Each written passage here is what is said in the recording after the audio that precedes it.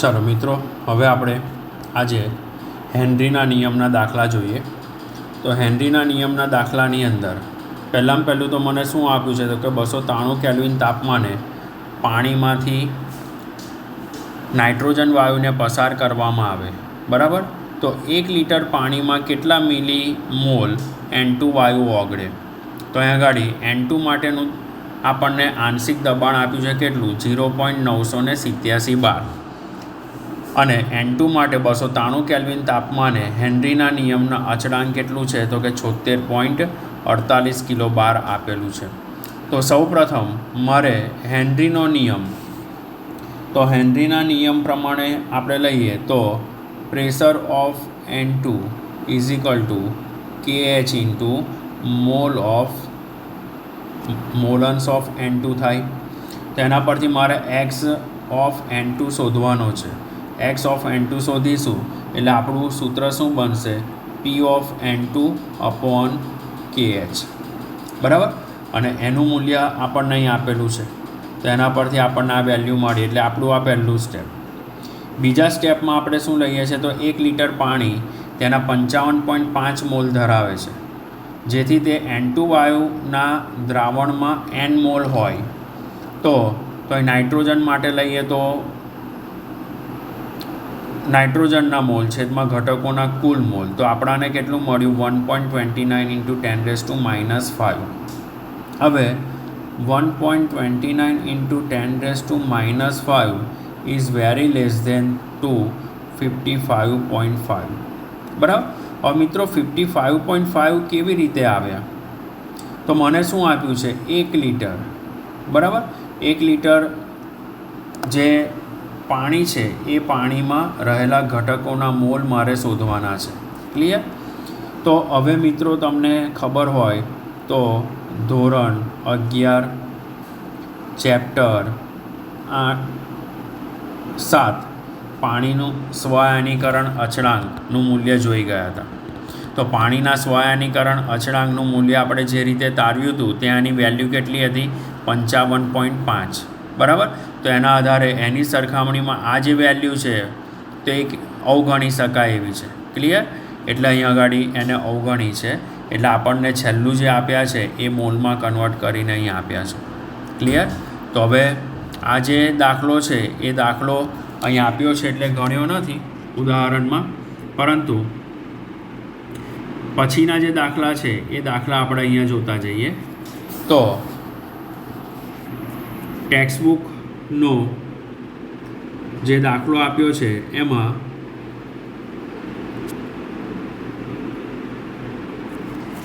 दाखला नंबर आपणे जईए छे 2.6। दाखला नंबर 2.6। तो दाखला नंबर 2.6 में तमे जोशो तो STPA मने शुं आप्युं छे STPA 0.195 मोल H2S छे। एटले के 1000 ग्राम पाणी में 0 मोलल, अहीं आगाड़ी स्मॉल m आप्युं छे एटले एना माटे शुं लईशुं आपणे मोलल। स्मॉल m छे तो स्मॉल m बराबर शुं लईशुं आपणे तो के मोलल लईए, बराबर। तो 1000 ग्राम पाणी में आटला मोल H2O आपेला छे एटले अहींया मित्रों मारे पहेલું तो शुं शोधवुं पड़शे तो कि अहींया जे मने आप्युं छे एमां H2O ना मोल शोधवा पड़े। त्यार पछी H2O ना मोल शोधवा माटे शुं आप्युं छे 1000 ग्राम पाणी में H2O ना मोल, तो वजन भाग्या मोलर दळ। मोलर दळनो एकम कयो छे ग्राम पर मोल, एटले आ जे मोल छे क्यां जशे ऊपर जशे एटले 1000 ग्राम ना छेदमां 18 ग्राम पर मोल एटले एना परथी मने केटला मळ्या 55.55 मोल। तो मित्रों अहींया मैं गणतरी करी छे जे आगळ उदाहरणना दाखलामां आ ज रीते त्यां आगाड़ी आवशे। हवे हेनरीना नियममां द्राव्यना मोल अंश मारे शोधवा पड़े तो मारी पासे सूत्र छे कि आगाड़ी P is directly proportional to mole अंश, एटले आंशिक दबाण P ए मोल अंश द्राव्यना मोल अंशना समप्रमाणमां चले छे। एटले अहींया आ जे मित्रों छे ए शुं छे तो कि द्राव्य छे। क्लियर। હવે અહીંયા H2Sના મોલ અંશ લેવા માટે આપણે શું કર્યા, તો H2Sના મોલ છેદમાં H2Sના મોલ વત્તા H2Oના મોલ, એટલે મિત્રો નીચે શું થશે, તો કે નીચે કુલ મોલ મળે. નીચે શું મળશે મને, તો કે નીચે મને કુલ મોલ મળે.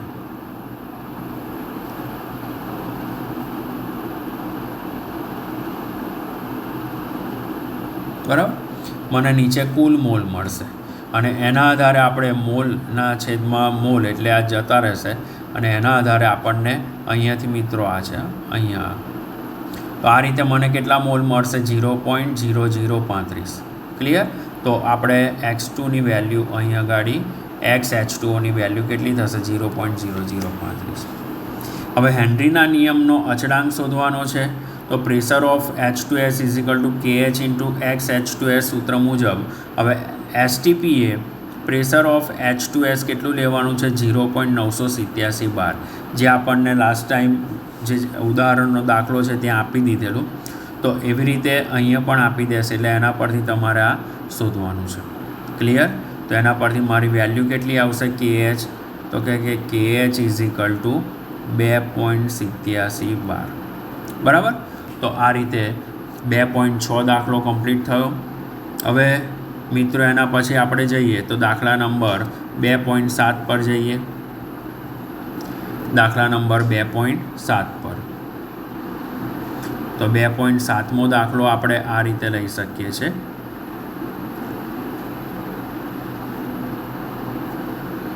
દાખલા તરીકે મને 2.7મો જે દાખલો આપ્યો છે એમાં ક્લિયર કીધું છે કે 298 કેલ્વિન તાપમાને પાણીમાં CO2 વાયુનો KH કેટલો છે, તો કે 1.67 × 10⁸ પાસ્કલ.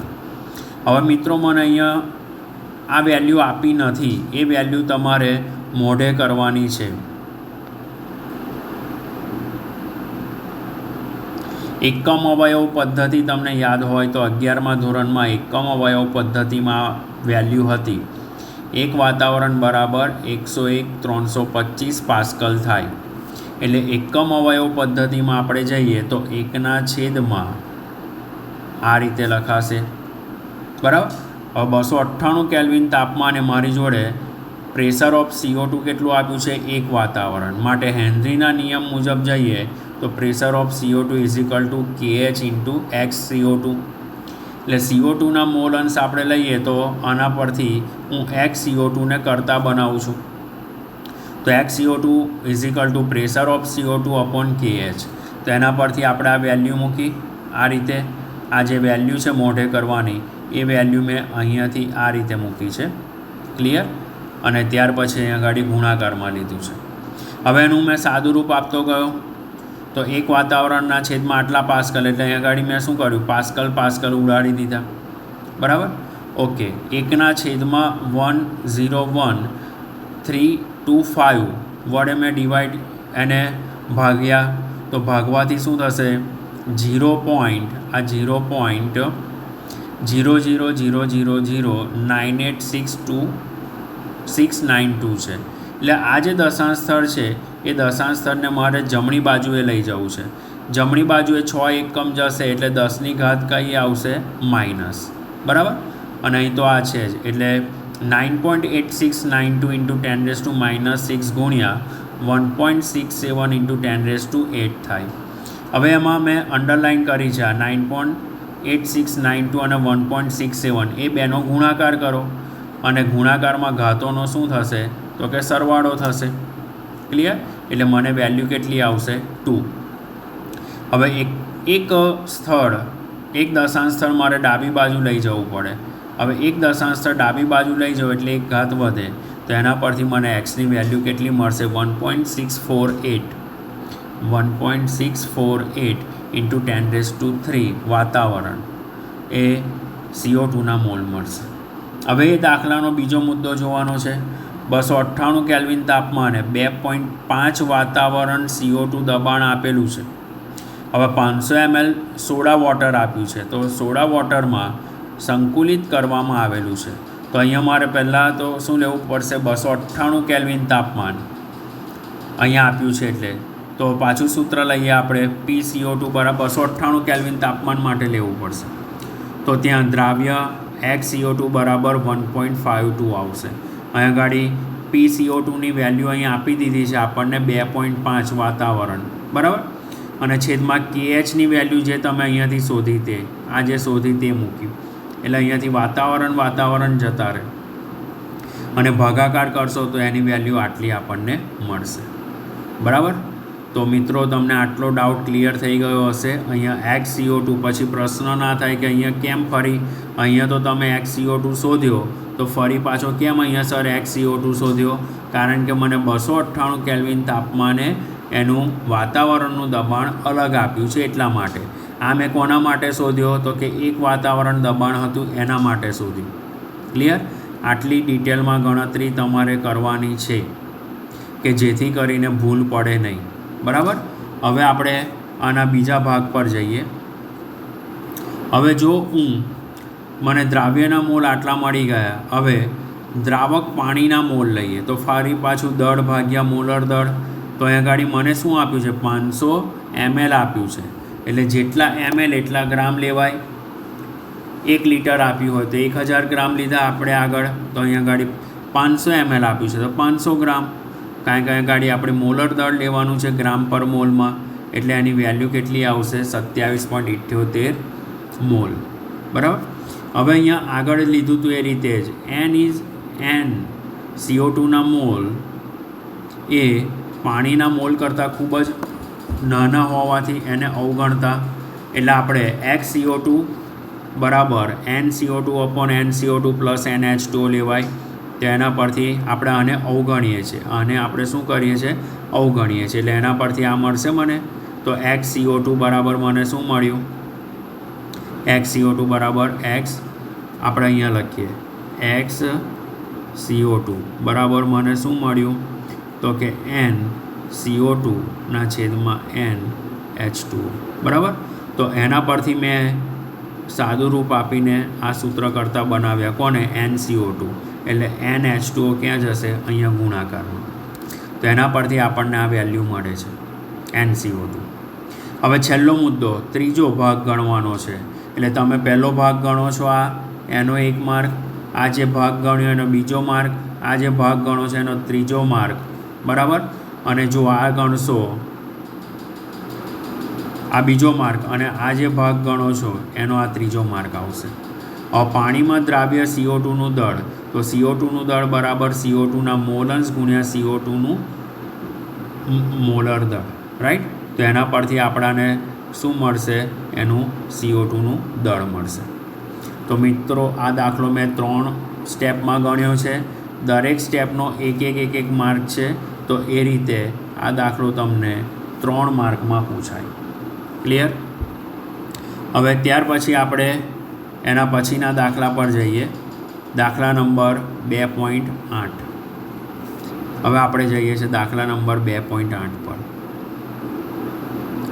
ઓકે, હવે દાખલા નંબર 2.8 એ રાઉટના નિયમ પર છે. એટલે આપણે પહેલાં રાઉટનો નિયમ સમજી લઈએ, પછી એના દાખલા પર જઈએ. તો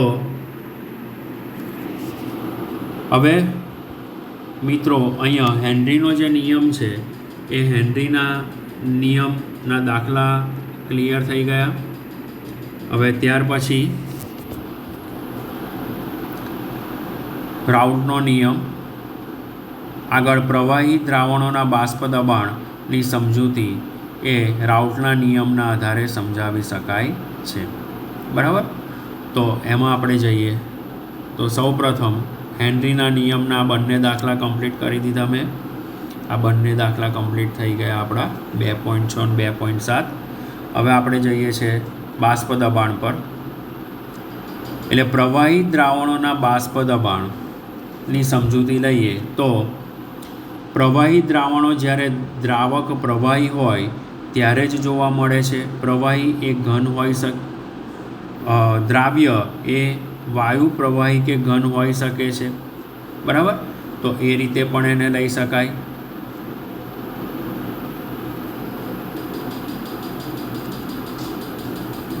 વાયુ પ્રવાહી કે ઘન હોઈ શકે છે.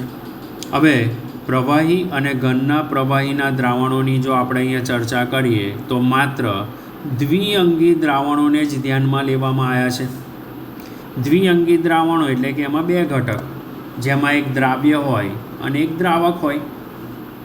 તો એના માટે આપણે બે મેથડની સમજૂતી લેવાની છે. એ બે મેથડમાં લઈએ તો પ્રવાહીમાં પ્રવાહી અને પ્રવાહીમાં ઘન. તો આપણે પહેલી ગણતરી કોના માટે લઈએ છીએ? પ્રવાહીમાં પ્રવાહીનું બાષ્પ દબાણ. ક્લિયર? તો આમાંથી આ તમને MCQમાં પૂછાય. હવે અહીંયાથી આ જે છે એ તમને 4 માર્કની થિયરી ચાલુ થાય છે. પ્રવાહી દ્રાવણના બાષ્પ દબાણની સમજૂતી આપો. બરાબર? તો એની સમજૂતી જોઈએ આપણે. તો સૌ પ્રથમ પ્રવાહીની સમજૂતી આપણે લઈએ તો એમાં દ્વિઅંગી દ્રાવણમાં જો બંને બાષ્પશીલ પ્રવાહી હોય તો, એટલે અહીંયા પહેલી શરત કઈ આપી? તો કે બાષ્પશીલ પ્રવાહી. પહેલી શરત મને કઈ આપી? બાષ્પશીલ પ્રવાહી. અને તેના બે ઘટકો, ઘટક 1 અને 2. તો અહીં આગળ કુલ બાષ્પ દબાણ એ ઘટક PA અને PBના સરવાળા જેટલું થાય. એટલે અહીંયા હું લખીશ કુલ બાષ્પ દબાણ P બરાબર P1 પ્લસ P2. એટલે આપણે કુલ બાષ્પ દબાણ લેવું હોય તો ઘટકોના બાષ્પ દબાણના સરવાળા જેટલું થાય. એના પરથી જો મારે મોલ અંશ લેવા હોય તો મોલ અંશ પણ શું થશે? x1 પ્લસ x2 એના મોલ અંશ થશે. ક્લિયર? તો આની જે સમજૂતી છે એ સમજૂતી રાઉલ્ટ નામના વૈજ્ઞાનિકે આપી છે, જેને રાઉલ્ટના નિયમ તરીકે ઓળખવામાં આવે છે. તો હવે રાઉલ્ટનો નિયમ આપણે બે રીતે લઈશું. એક બાષ્પશીલ દ્રાવક અને બાષ્પશીલ દ્રાવ્ય માટે. ક્લિયર? તો એ રીતે આપણે અહીંયા લેવાનો છે. તો દાખલા તરીકે આપણે જોઈએ તો જે આંશિક દબાણ જે છે એ એના મોલ અંશના સમપ્રમાણમાં ચલે છે. એટલે પહેલું આપણે લઈએ તો હેનરીના નિયમ જેવું જ P is proportional two x.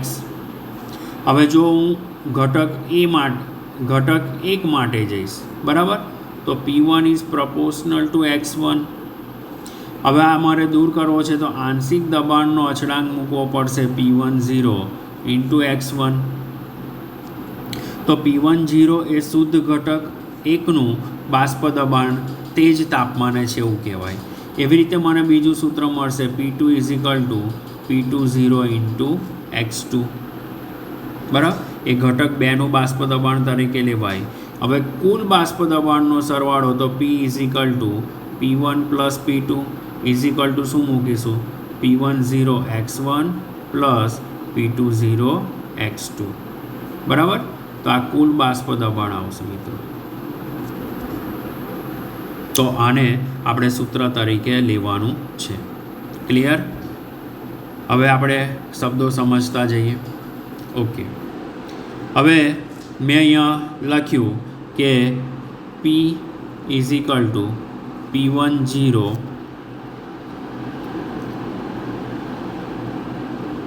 ચાલો અહીંયા સમજીએ. P is equal to P10 x1 plus P20 x2. દાખલામાં આગળ આપણને A અને B આપ્યા છે. બરાબર? હવે મારી જોડે શું છે? x1 plus x2 is equal to 1. Therefore પહેલાં હું કોની વેલ્યુ કાઢું છું? તો કે x1ની વેલ્યુ કાઢું છું. તો x1 ઇઝ ઇક્વલ ટુ શું થશે? 1 માઇનસ x2. એટલે અહીંયા મિત્રો હું મૂકીશ P is equal to P10 બ્રેકેટમાં 1 minus x2 plus P20 x2. મિત્રો આ લખવાનું રીઝન શું છે ખબર? મોલ અંશનો સરવાળો કેટલો થાય છે? મોલ અંશનો સરવાળો હંમેશા એક જ થાય. બરાબર? એના પરથી આપણે સૂત્ર તારવીએ તો P is equal to P10 minus P10 x2 plus P20 x2 થાય. ક્લિયર? તો એના પરથી આપણે P10ને કોમન કાઢી લઈએ. P10 તો છે જ. બરાબર? તો એને કોમન કાઢીને સૂત્ર જો તારવીએ તો P = શું મળશે? P10 plus P20 minus P10 into x2. બરાબર? તો x2ને આપણે કોમન કાઢવા હોય તો આ રીતે કાઢી શકાય.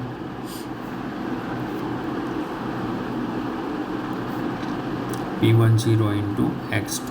બરાબર? તો ધેરફોર આપણે આગળ લઈએ તો x2ને કોમન કાઢો તો P10 minus P10 plus P20 into x2. બરાબર? = P10 પ્લસ આ હું ક્લિયર કરું છું. બરાબર? આ મેં શું કર્યું? પ્લસ. એટલે અહીંયા શું થશે? P20 minus P10 into x2. તો મિત્રો અહીંયા ગાડી માઇનસ સાઇનને કોમન કાઢી છે. ક્લિયર? તો આ રીતે આ સૂત્રની તારવણી આપણે આપી શકીએ છીએ. ઓકે, હવે આગળ જઈએ આપણે. તો અહીંયા વિચલન દર્શાવ્યું છે. તો અહીંયા આપણને ક્લિયર વિચલન દર્શાવ્યું છે કે સપોઝ જો અહીંયા ગાડી કુલ બાષ્પ દબાણ લેવામાં આવે તો મિત્રો ગ્રાફ ખાસ સમજજો. હવે અહીંયા ગાડી શું લઈશું? P = 0. બરાબર? અહીંયા પણ શું લઈશ? P1 = 0 લઉં છું. ચાલો, બરાબર? અહીંયા શું લઈશ? P2 = 0. તો મિત્રો અહીંયા ગાડી આ x1 ની વેલ્યુ 1 છે એટલે P1ની વેલ્યુ અહીં મળી. તે વખતે x2 કેટલા મળશે? 0 મળશે. બરાબર? હવે અહીંયા ગાડી હું શું લઈશ? P1 = 0 છે ત્યારે P2ની વેલ્યુ કેટલી મળશે? એટલે એના સંદર્ભમાં x2ની વેલ્યુ 1 મળશે. x1 = 0 છે તો અહીંયા ગાડી આ P2 છે તો એના માટે P2 0 આવ્યો. અહીં P1 છે તો આ P1 0 આવ્યો. ક્લિયર? હવે અહીંયાથી આપણે જઈએ તો એની વેલ્યુ અહીં સુધી જશે. ક્લિયર? આ જે આપણને ડોટેડ લાઈન આપી હતી. હવે અહીંયાથી અહીંયા જાઉં તો આ બાષ્પ દબાણમાં થતો ફેરફાર એટલે આ શું લઈશ? શરૂઆતનું બાષ્પ દબાણ અને આ શું લઈશું? અંતિમ બાષ્પ દબાણ. તો બાષ્પ દબાણનો થતો ફેરફાર P ટોટલ બરાબર P1 પ્લસ P2 થશે. ક્લિયર? તો એ રીતે આપણે અહીંયા લઈ શકીએ દ્રાવણ. એટલે દ્રાવણ પરનું કુલ બાષ્પ દબાણ એ ઘટક 2ના મોલ અંશ સાથે રેખીય રીતે જોડાયેલું છે અને શુદ્ધ ઘટક 1 અને 2ના બાષ્પ દબાણ એ બંને એકબીજા પર આધારિત છે. એટલે અહીંયા ગાડી આપણે આ સૂત્ર મૂક્યું P ટોટલ બરાબર P1 પ્લસ P2. એટલે દ્રાવણ માટે P1 અને P2નો મોલ અંશ x1 વિરુદ્ધ x2નો આલેખ દોરીએ તો આલેખમાં આપણને આ રીતે 2 શરતી રકમ આપણને મળે છે. બરાબર? કે જેની સમજૂતી આગળ જોઈ ગયા. જો P ટોટલનું મૂલ્ય ન્યૂનતમ હોય ત્યારે P1 0 મળે અને જો એનું મૂલ્ય મહત્તમ હોય તો P2 0 મળે. કારણ કે P1 0 અહીંયા છે અને P2 0 ઉપર બતાવ્યો છે. ક્લિયર? એટલે અહીંયા ગાડી શરત આપી છે P1 0 > P2 0. હવે એવી રીતે બાષ્પકલા સંગઠનમાં જઈએ તો બાષ્પકલા સંગઠન માટે પણ y1 અને y2 લઈને ગણતરી કરીએ તો ત્યાં આપણાને શરત મૂકી છે કે ઘટક 1 અને 2 અનુક્રમે બાષ્પકલાના મોલ અંશ હોય તો P1 = y1 into P total. બરાબર? તો એના માટે I તરીકે પણ લીધેલું છે આ મૂલ્ય. ઓકે, તો મિત્રો તમને રાઉટના નિયમની ક્લિયર ખબર પડી ગઈ હશે. બરાબર? ના ખબર પડે તો 2 વાર વિડીયો જોજો તો પ્રોબ્લેમ સોલ્વ થઈ જશે. હવે મિત્રો અહીંયા મને બીજો એક દાખલો આપ્યો છે રાઉટના નિયમનો દાખલો. તો ત્યાં મને ક્લોરોફોર્મ ડાયક્લોરોમિથેન એવું આપેલું છે શરૂઆતનું. તો શરૂઆત આપણને કન્ડિશન 1 આપી છે. તો આ કન્ડિશન 1 માટે બરાબર ડાયમિથાઇલ ડાયક્લોરોમિથેનનું મોલર દર શોધ્યું. કન્ડિશન 2 માટે ક્લોરોફોર્મનું મોલર દર શોધ્યું. હવે કન્ડિશન 1 માટે ડાયક્લોરોમિથેનના મોલ શોધ્યા. બરાબર? તો 40/85 કારણ કે ઉપર આપણને આપેલું છે કેટલા ગ્રામ છે. બરાબર? એવી રીતે ઘટક 2ના મોલ શોધ્યા. હવે તમને ખબર છે કુલ મોલ મારે લેવા પડે ત્યારે જ હું મોલ અંશ શોધી શકીશ. અને મોલ અંશનો સરવાળો x=x1 + x2. તો અહીંયા ગાડી ડાયક્લોરોમિથેનના મોલ શોધ્યા 0.688, ક્લોરોફોર્મના મોલ શોધ્યા. તો મિત્રો તમે અહીંયા જોશો તો x1 + x2, તો અહીંયા ગાડી હું લખું છું x CH2Cl2 અને અહીંયા લખું છું x CHCl3. બરાબર. બંનેનો સરવાળો કરો 0.688 + 0.312. તો મિત્રો એની લગભગ વેલ્યુ કેટલી આવશે? 1. ઓકે. હવે ત્યાર પછી આ જે દાખલો છે એ દાખલામાં આપણે આગળ જઈએ તો ત્યાં એક શરત મૂકી છે કે જો મારે પી ટોટલ લેવું હોય તો આપણે આગળ તારવેલા સૂત્રમાંથી એક સૂત્ર લઈ લીધું, એનું સાદું રૂપ આપ્યું અને એના પરથી એની વેલ્યુ શોધી. સાદું રૂપ આપજો મિત્રો. મેં બીજો જે દાખલો છે એ ડિટેલમાં ગણ્યો છે. એવી રીતે આપણે અહીં ગણતરી કમ્પ્લીટ જ આપી છે. વાય ડાયક્લોરોમિથેન અને વાય ક્લોરોમિથેનની વેલ્યુ અહીં આપેલી છે. તો એ રીતે આપણે જઈએ તો એના પરથી ક્લિયર થશે કે ડાયક્લોરોમિથેન એ ક્લોરોફોર્મ કરતાં વધુ બાષ્પશીલ છે. બરાબર, કે જેની વેલ્યુ બાષ્પશીલ સંગઠન પરથી શોધી શકાય છે. બરાબર. હવે મિત્રો અહીંયા આપણે એક બીજું કમ્પેરિઝન કરી લઈએ પછી બીજા દાખલા પર જવું કે રાઉલ્ટનો નિયમ અને હેનરીના નિયમને સરખાવીએ. લગભગ એ એકબીજાને મળતા આવે છે. જો રાઉલ્ટનો નિયમ લઉં તો એ બાષ્પશીલ ઘટકોનું બાષ્પ દબાણ P1 = x1 × P10 તરીકે દર્શાવાશે અને પ્રવાહીમાં વાયુના દ્રાવણમાં એક ઘટક બાષ્પશીલ છે એવું થશે. હવે જો એ વાયુમય તરીકે હોય તો શું થશે? P = KH × x. તો એ હેનરીના નિયમને અનુસરશે. બરાબર. તો રાઉલ્ટના નિયમમાં આપણે બાષ્પ દબાણને P10 તરીકે દર્શાવીએ છીએ અને હેનરીના નિયમમાં એને KH તરીકે દર્શાવીએ છીએ. એટલે કેટલાક વિશિષ્ટ કિસ્સામાં KH = P10 પણ થશે. બરાબર. તો આ એની કમ્પેરિઝન હતી. હવે આપણે સ્વાધ્યાયનો જે દાખલો ગણાયેલો છે એ સ્વાધ્યાયના ગણેલા દાખલા પર જઈએ. તો સ્વાધ્યાયનો જે ગણેલો દાખલો છે એમાં 2.8 2.8માં તમે જો દાખલો જોશો તો ત્યાં ક્લિયર કર્યું છે કે કઈ રીતે એને સમજવાનું છે. બરાબર. આ જે દાખલો છે એ દાખલામાં આપણને અહીંયા સમજાયું છે કે કેવી રીતે દાખલો કરવાનો છે. અહીંયા મને 1 અને 2ના બદલે પ્રવાહી A અને પ્રવાહી B એવું આપ્યું છે. એના મોલ અંશ શોધવાના છે એટલે મારે રાઉલ્ટના નિયમનો ઉપયોગ કરવો પડે. હવે બીજો અહીં ઉલ્લેખ કર્યો છે કે શુદ્ધ પ્રવાહી એનું બાષ્પ દબાણ, તો એને P10 તરીકે લીધું, PA0, અને શુદ્ધ પ્રવાહી બીનું બાષ્પ દબાણ તો PB0 તરીકે લીધું. ફરી મિત્રો અહીંયા આગળ મેં નોંધ લખી છે કે મોલ અંશનો સરવાળો હંમેશા કેટલો થાય? 1 જ. હવે કુલ બાષ્પ દબાણ અહીં આપ્યું છે એટલે રાઉલ્ટનો નિયમ મારે મેં અહીંયા લખ્યો છે એના પરથી આપણે સૂત્ર તારવીએ છીએ. બરાબર. P = P10 × XA + PB0 × XB. તો મિત્રો મોલ અંશનો સરવાળો લઉં છું તો મોલ અંશનો સરવાળો XA + XB = શું થશે? 1. બરાબર. = શું થશે? 1. તો હું અહીંયા લઈશ XA + XB = 1. ધેરફોર હવે મારે XBની વેલ્યુ શોધવી છે તો XB = 1 - XA.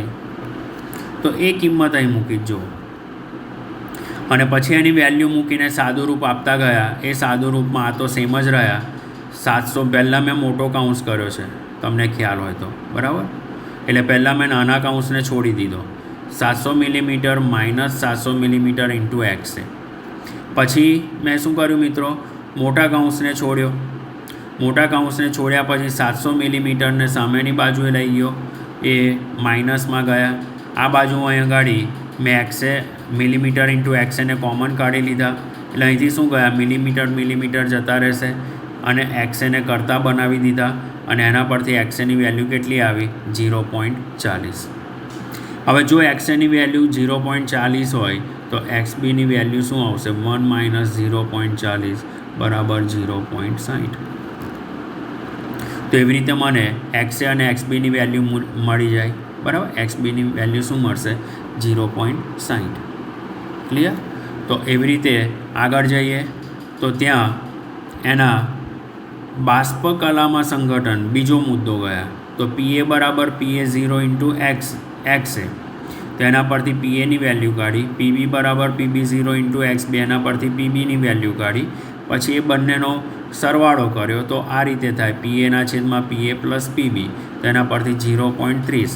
બાષ્પ કલામાં મોલ અંશ શોધવાના છે એટલે આ કયો મુદ્દો આવ્યો ત્રીજો, આ કયો આવ્યો બીજો, આગળ કયો હતો તો કે પહેલો. તો આનો મિત્રો 1 માર્ક, આનો પણ 1 માર્ક અને આનો પણ 1 માર્ક. જો 4 માર્કમાં પૂછાય તો 4 માર્કમાં પૂછાતા આની જે વેલ્યુ તમે શોધી એ 1 માર્ક. ઓકે. અને પછી કુલ મોલ અંશ તમને શોધવાના કે બરાબર. અહીંયા તો જે સૂત્ર છે એ સૂત્રનો પણ 0.5 આના જે આન્સર આવે એનો પણ 0.5 તરીકે આપણે જઈએ તો એ 4 માર્કનો દાખલો થઈ શકે બરાબર. તો આ રીતે તમને રાઉલ્ટનો નિયમ અને બાષ્પશીલ કલા અને બાષ્પશીલ ઘટકો માટે જઈએ તો એ અહીંયાથી સમજી શકાય છે બરાબર.